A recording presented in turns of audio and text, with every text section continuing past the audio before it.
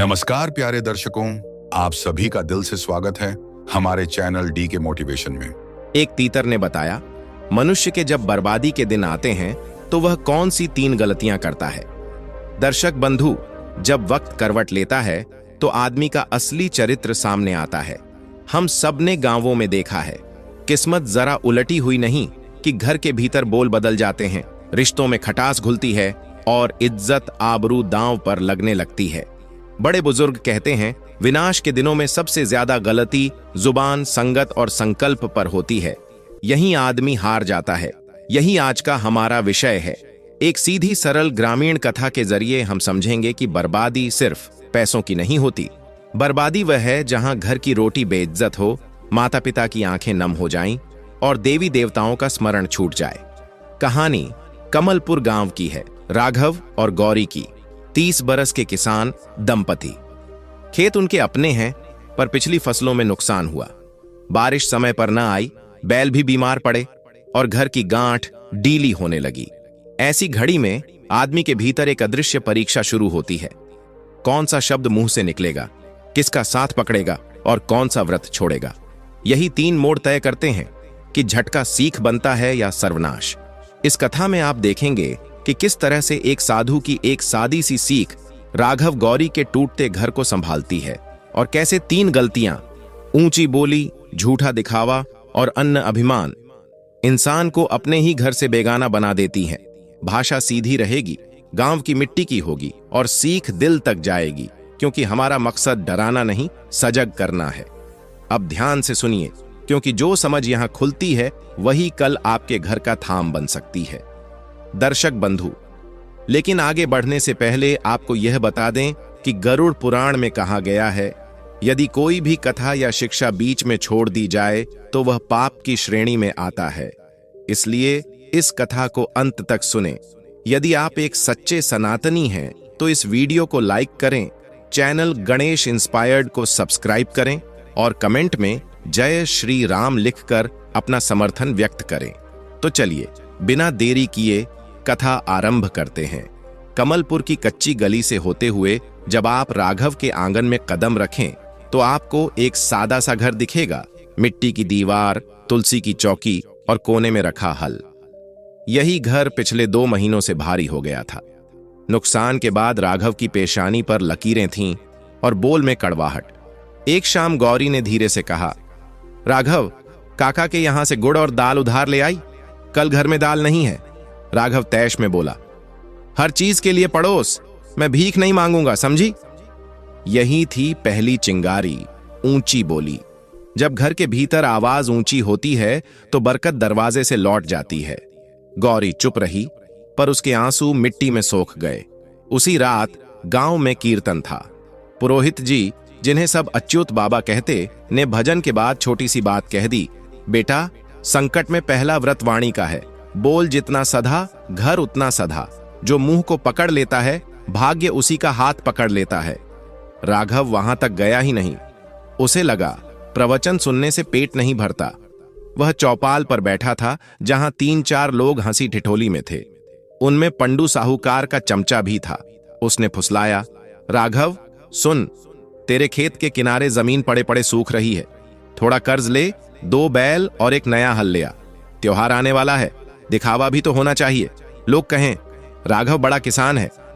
यही था दूसरा फंदा, झूठा दिखावा और गलत संग।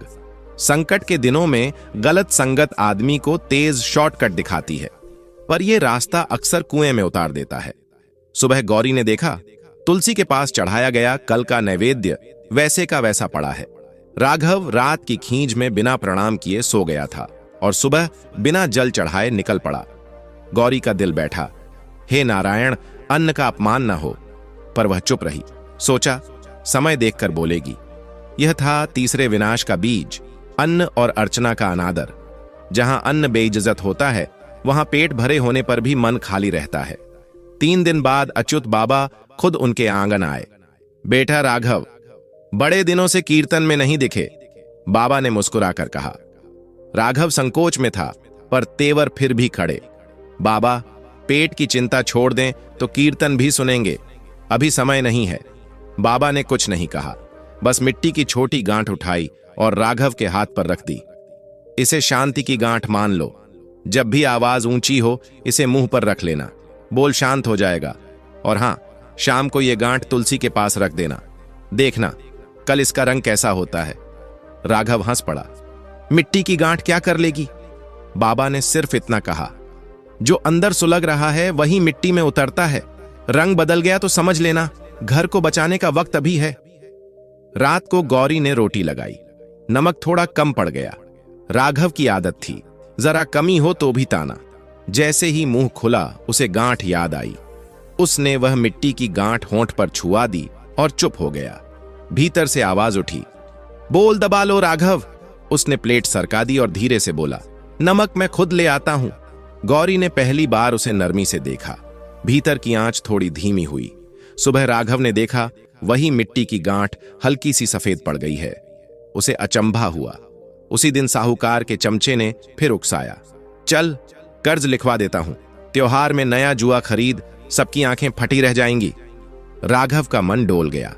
इज्जत बचेगी उसने सोचा, लेकिन दरवाजे पर अच्युत बाबा की बात जैसे कांटे की तरह अटकी।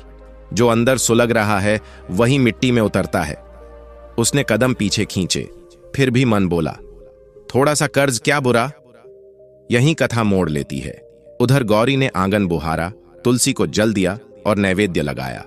उसने धीरे से कहा, प्रभु हमारे घर की थाली कभी खाली नहीं हो और हमारे मुंह से किसी का अपमान न निकले। उसी शाम राघव लौटा तो देखा बाबा आंगन में बैठे हैं। बाबा ने 3 उंगलियां उठाई। बेटा, सर्वनाश के दिनों में 3 गलतियां घर को अपने हाथ से तोड़ देती हैं। पहली, ऊंची बोली। दूसरी, दिखावे का आरण। तीसरी, अन्न और आराधना की बेइज्जती। इनमें से तुमने पहली गांठ ढीली कर दी है, शाबाश। अब देखना है बाकी 2 की परीक्षा कैसे दोगे। राघव चुप। भीतर कहीं शर्म और डर मिला जुला था। बाबा ने एक और शर्त रखी, 3 दिनों तक न आंड लिखवाना, न दिखावा और न बचा हुआ अन्न कूड़े में। जो बचे वह गाय कुत्ते को दे देना या किसी जरूरतमंद को। चौथे दिन मैं आकर पूछूंगा तुम्हारा घर बचा या बिगड़ा। राघव ने सिर झुका दिया। गौरी के चेहरे पर हल्की उम्मीद की रोशनी तैर गई। पर क्या राघव इस दूसरे फंदे, दिखावे और आरण से बच पाएगा? कल हाट में पूरा गांव जुटेगा और वहां उसकी इज्जत की असली परीक्षा होगी। हाट का दिन आ गया। सुबह गौरी ने आंगन बुहारा, तुलसी को जल चढ़ाया और चूल्हे पर बाजरे की रोटी सेंक दी। जाते जाते उसने बस इतना कहा, सुनो राघव, जो भी करना शांत मन से करना। राघव ने जेब टटोली। अच्युत बाबा की दी हुई वही मिट्टी की गांठ भीतर थी। उसने मन ही मन कहा, आज देख ही लूं कि मेरी किस्मत मेरा साथ देती है या मैं ही उसे बिगाड़ता हूं। गांव से हाट तक की कच्ची पगडंडी पर चारों ओर खेत थे। कहीं कंटीली झाड़ियां, कहीं दूर बैल की घंटियों की धीमी ध्वनि। हाट में प्रवेश करते ही हलचल।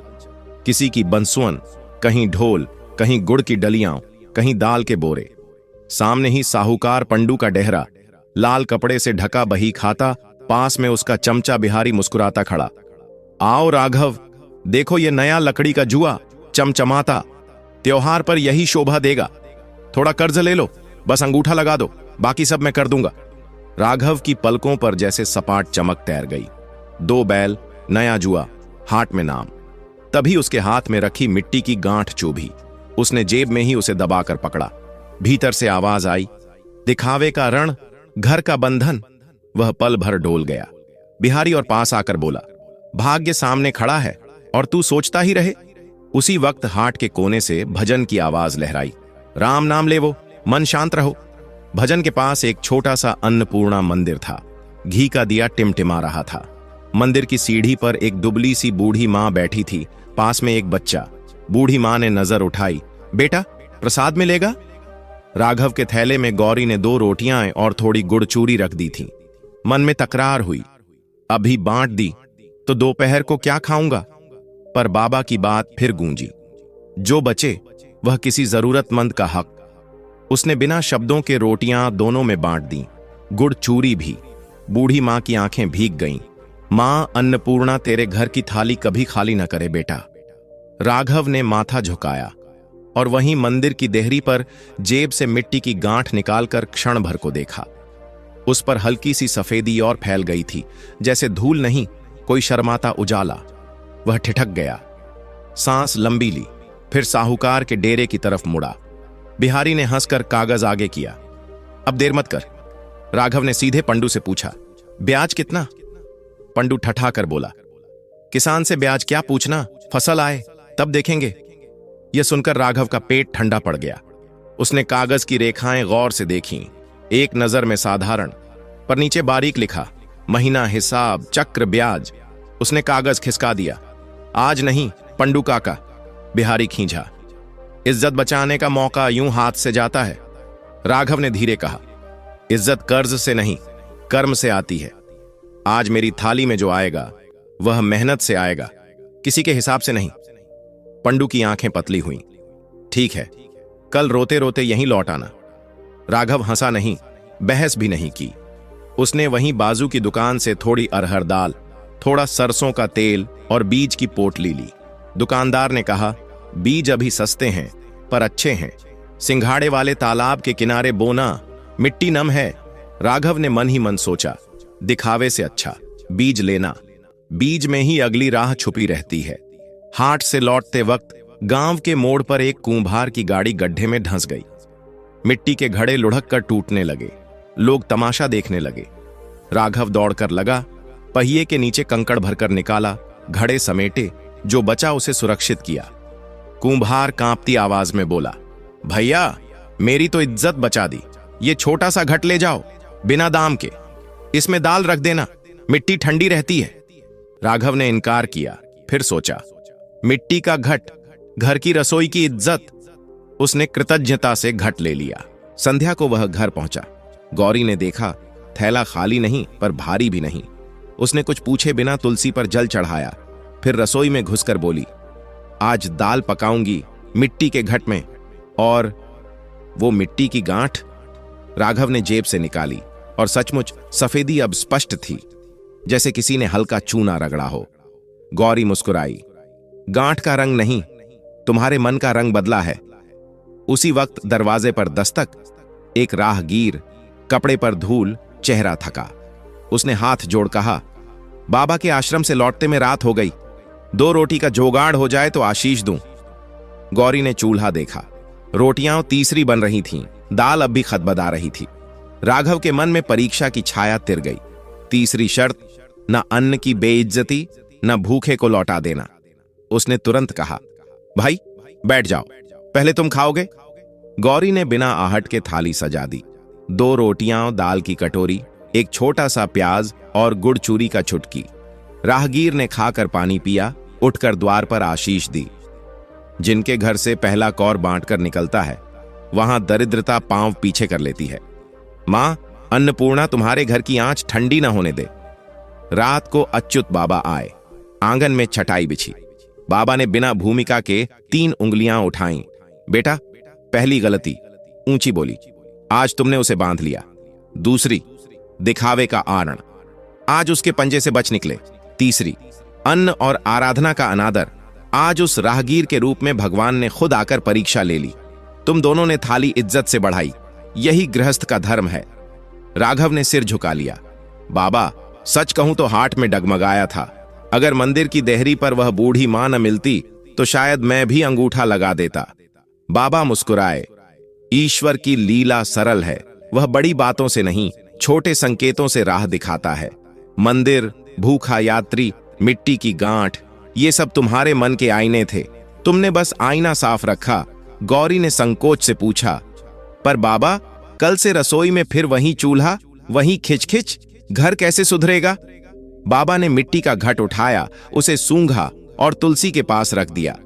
ये घट अब सिर्फ बर्तन नहीं, तुम्हारी प्रतिज्ञा का प्रहरी है। नियम बनाओ, रसोई में क्रोध नहीं, पहला कौर ईश्वर स्मरण, और थाली से बचा हुआ कभी कूड़े में नहीं जाएगा, या तो गौ माता को या किसी जरूरतमंद को। और हां, हफ्ते में एक शाम सब लोग साथ बैठकर बिना दोषारोपण के दिन की बात कहेंगे। बोल जितना सधा, बरकत उतनी सधी। बाबा उठे ही थे कि बाहर से शोर आया, खेत के किनारे की मेड़ कट गई। पड़ोसी नंदू हांफता हुआ आया। पानी निकला तो तुम्हारा बाजरा डूबेगा। तीनों भागे। चांदनी में धूसर मिट्टी चमक रही थी। नहर का पानी मेड़ की दरार से छू रहा था। राघव ने बिना सोचे जुआ उतारा, खुरपी उठाई और नंदू के साथ मिट्टी थपथपाने लगा। गौरी ने घर से बोरी, टोकरी, डलियां उठा लाई। 2-4 और औरतें भी जुड़ गईं। आधे घंटे में दरार बंद, पानी थमा। नंदू ने कंधा छुआ। आज तूने कर्ज नहीं लिया, पर पड़ोसी का कर्ज उतार दिया। आंगन लौटते लौटते रात आधी हो गई थी। थकान थी, पर चेहरों पर अजीब सी शांति। बाबा ने विदा लेते हुए कहा, याद रहे, बर्बादी पहले मन में होती है, फिर घर में दिखती है। तुमने आज मन की 3 खांचों को सील दिया। अब घर का दरवाजा खुद ब खुद सुरक्षित हो जाएगा। कल सूरज निकले तो इन बीजों को सिंघाड़े वाले तालाब की मेड़ पर छिड़क देना। मिट्टी नम है, पौध ठीक उठेगा। अगली भोर राघव और गौरी साथ साथ खेत पहुंचे। हवा में रात की नमी थी। उन्होंने बाबा के बताए किनारे बीज गिराए, मिट्टी से हल्का सा ढक दिया। जैसे ही उठे, राघव की नजर दूर तालाब के पास खड़े अच्युत बाबा पर पड़ी। बाबा ने बस सिर हिलाया और चले गए। राघव ने जेब से मिट्टी की गांठ निकाली।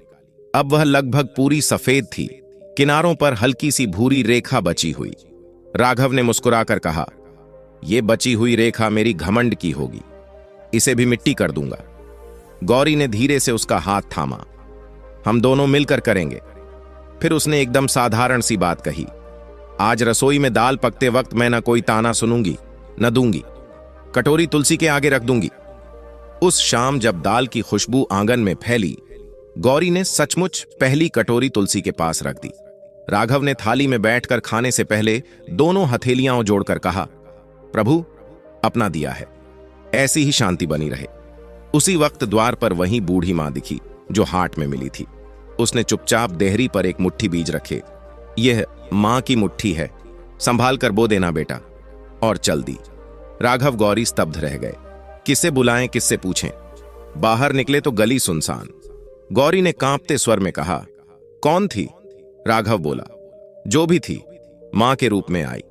आज समझ आया, जब हम 3 गलतियों से बचते हैं तो राह दिखाने वाला खुद रास्ता बनकर आता है। रात गहराई। आंगन में दिया धीमे धीमे जलता रहा। मिट्टी के घट पर दाल की महक ठंडी होती गई और घर के भीतर कर्ज की चमक, ऊंची बोली की आंच और अन्न के अपमान की धूल तीनों जैसे धीरे धीरे उतरने लगीं।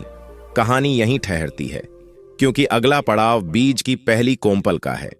वह कोंपल बताएगी कि इन नियमों का फल कैसा निकलता है, बरकत में, रिश्तों में और मन की नींद में। भोर हुई तो बादल घिर आए। हवा में कच्ची मिट्टी की गंध थी। राघव और गौरी मां की मुट्ठी वाले बीज लेकर सिंघाड़े वाले तालाब की मेढ़ पर पहुंचे ही थे कि दूर बिजली चमकी और गड़गड़ाहट के साथ पानी खुल गया। बूंदें इतनी मोटी थीं कि पल में कपड़े भीग गए। गौरी बोली, जल्दी जल्दी बीज दबा दें, फिर लौट चलें। दोनों ने हाथों से ही खुरपी का काम किया। हल्की दरारें, बीज, ऊपर मुलायम मिट्टी। काम पूरा होते होते पानी की धार तेज हो गई। लौटते वक्त मेड़ की नीचे की तरफ भुरभुरी मिट्टी कटने लगी। गौरी घबराई, अगर यह फूट गई तो? राघव ने एक पल को आसमान देखा, फिर कहा, डर से मेड़ नहीं टिकेगी, चल अभी सहारा देते हैं। दोनों घर भागे। रसोई में बोरी पड़ी थी, पुरानी झूठ की। राघव ने कहा, इन्हें मिट्टी से भरें, चल। गौरी ने सवाल बोरी पकड़ी, मैं भरती हूं, तुम बांधते जाओ। आधे घंटे में 10 बोरी तैयार। दोनों फिर भागकर मेड़ पर पहुंचे। घुटनों तक कीचड़, पर कदम डगमगाए नहीं। बोरी रख रख कर मेड़ की नसें बांधी, डलियां से मिट्टी थपथपाई। तभी पड़ोसी नंदू भी आ गया। मैं तालाब की ओर संभालता हूं। तीनों की सांस फूल रही थी, पर बारिश के शोर में हिम्मत की आवाज भारी पड़ी। कुछ देर में पानी की धार का मिजाज बदला, जैसे किसी ने उसका अकड़ थाम लिया हो। गौरी ने माथे की भीगी लट पीछे की, अब थम जाएगा। घर लौटे तो आंगन में पानी टपक रहा था। गौरी ने चूल्हे की आंच जलाई। दाल छड़ी ही थी कि द्वार पर शोर हुआ।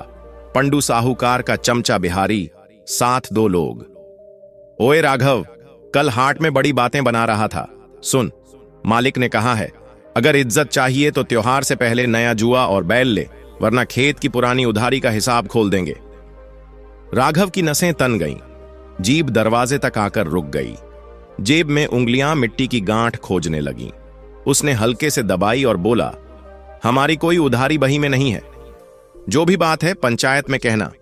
बिहारी ने ठट्ठाकर कहा, पंचायत तेरे बाप की है क्या? उसके इस शब्द पर क्षण भर को राघव का कंठ गरमा गया। लफ्ज बस छलकने ही वाले थे। उसी पल भीतर से गौरी की आवाज आई, चूल्हे पर दाल है, उबल कर नीचे गिर जाएगी। राघव ने सांस खींची, जैसे उबलता हुआ मन चूल्हे की भाप में उतर गया। उसने सपाट स्वर में कहा, झगड़ा बाहर नहीं फैलाऊंगा, शाम को चौपाल में आ जाना, सबके सामने बात कर लेते हैं। बिहारी कुछ और उलटा पुलटा बकता रहा, फिर कंधा उचकाकर चलता बना। राघव ने खुद से कहा, पहली गलती ऊंची बोली, आज फिर काबू में। दोपहर को बरखा धीमी हुई। आंगन में तुलसी के पास दाल की पहली कटोरी रखी गई। दोनों ने 2 कौर खाए ही थे कि एक औरत देहरी पर आ खड़ी हुई, भीगे बाल, आंखों में थकान। बोली, भैया नदी पार करते घड़ा बह गया, थोड़ी दाल और 2 रोटी मिल जाए तो छोटे बच्चे की जान बच जाएगी। गौरी ने थाली को देखा, दाल बस आधी कटोरी बची थी, रोटियां भी 2 ही। उसने पलकें झुका ली, एक पल का खटका, अगर दे दी तो। फिर उसने बिना बोले थाली उठाई और उस औरत के सामने रख दी। पहला हक भूखे का। औरत ने कांपते हाथों से थाली ली, एक घूंट पानी मांगा, पिया, फिर बोली, मां, अन्नपूर्णा तुम्हारे घर की रोटी कभी फीकी न करे। और जैसे आई थी वैसे ही बारिश के पर्दे में खो गई। राघव ने गहरी सांस ली। तीसरी गलती, अन्न की बेअदबी, आज फिर बच गए। शाम हुई। चौपाल पर लोग गोल घूमे बैठे। अच्युत बाबा भी आ गए। पंडू साहूकार अपना बही खाता लेकर आया, लाल कपड़े में लिपटा। बिहारी ने ढिंढोरा पीटा, ये देखो, राघव के बापजी के नाम पुराना हिसाब है, 3 बरस पहले, अब ये बेटे पर चढ़ेगा। राघव के कान गरम हो गए। बाप के नाम से? वह बोलने को हुआ, फिर बाबा की तरफ देखा। बाबा की आंखें शांत थीं। बाबा ने कहा, बही खोलो। पंडू ने पन्ने पलटे। एक पुरानी एंट्री, नाम धुंधला, स्याही फैली हुई। बाबा बोले, याद है उसी साल बाढ़ में गांव के 20 घर डूबे थे, पंचायत ने तय किया था उस साल का किराया उधार माफ होगा। सबने ठाकुर मंदिर में प्रतिज्ञा ली थी। चौपाल के बूढ़े काका उठे, हां, मैंने ही ढोल बजाकर घोषणा की थी। बाबा ने बही के आखिर में उंगली रखी, यहां देखो, उस साल के चढ़ावे की एंट्री, साहूकार पंडू का दान निल। चौपाल में फुसफुसाहट। काका ने पंडू की ओर देखा, दान नहीं दिया, चलो अब दे दो। और उस साल की पंचायत प्रतिज्ञा के अनुसार जिनके घर डूबे उनका बकाया माफ मानो। पंडू की गर्दन झुकी, होंठ बुरके। वह बुदबुदाया, गलती हो गई, अब क्या? बाबा ने सहज स्वर में कहा, गलती से बड़ा प्रायश्चित है, सही करना। तू भी गांव का बेटा है, गांव का मान रख। राघव पर कोई पुराना बोझ नहीं, और आगे किसी को दिखावे के लिए रण मत ठेलना। पंडू ने बही बंद की, काका के पांव छुए, ठीक है। चौपाल छूटी। नंदू ने राघव के कंधे पर हाथ रखा, आज तेरी जीभ ने गांव की इज्जत बचाई। गर्जना छोड़कर सत्य बोलना, यह बड़ी हिम्मत है। राघव मुस्कुराया नहीं, बस भीतर कहीं से बोझ हल्का हुआ।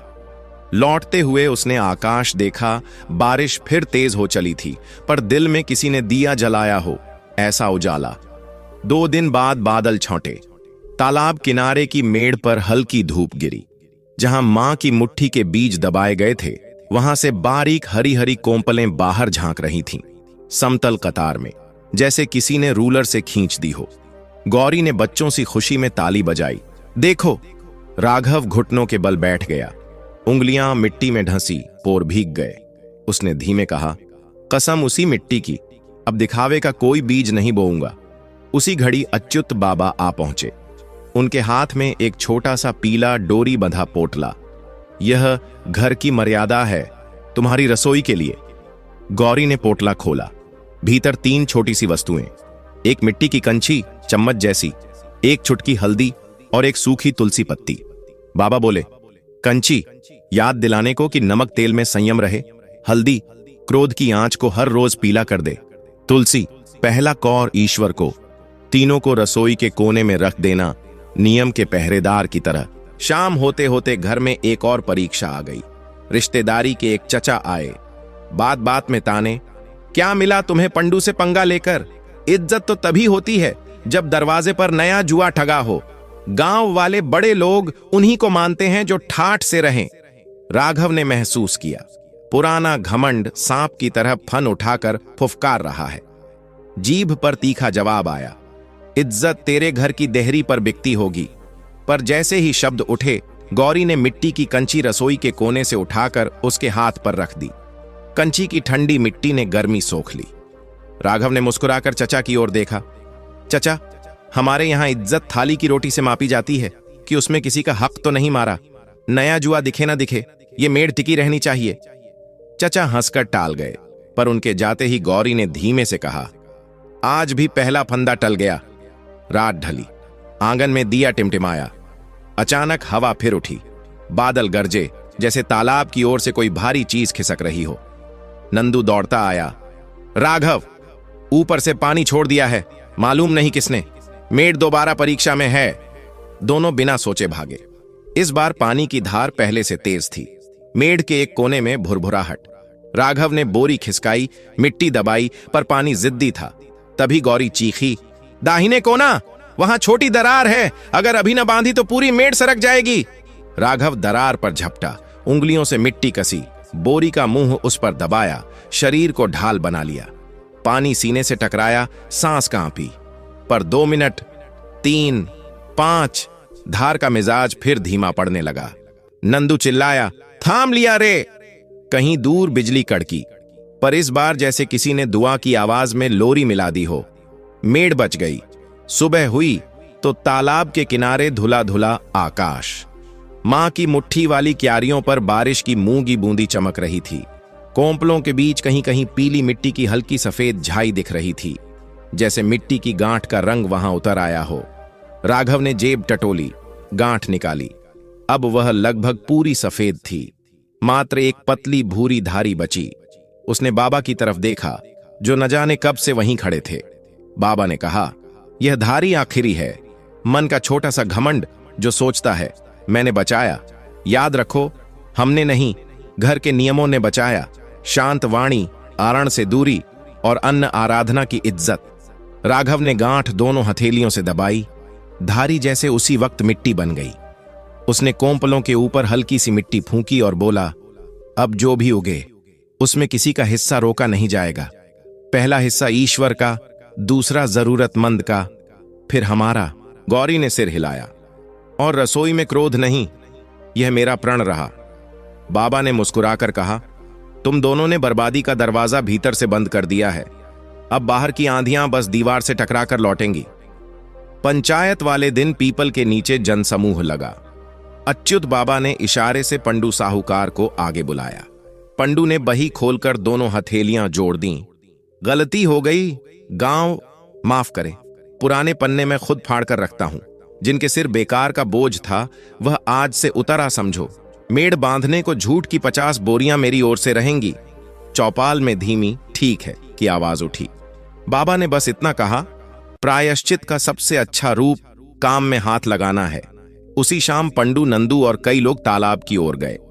बोरियां ढोई, मिट्टी कसी, मेढ़ को नया सहारा मिला। अगली सुबह राघव गौरी अपने खेत पहुंचे तो मां की मुट्ठी वाली क्यारी में अजब दृश्य था।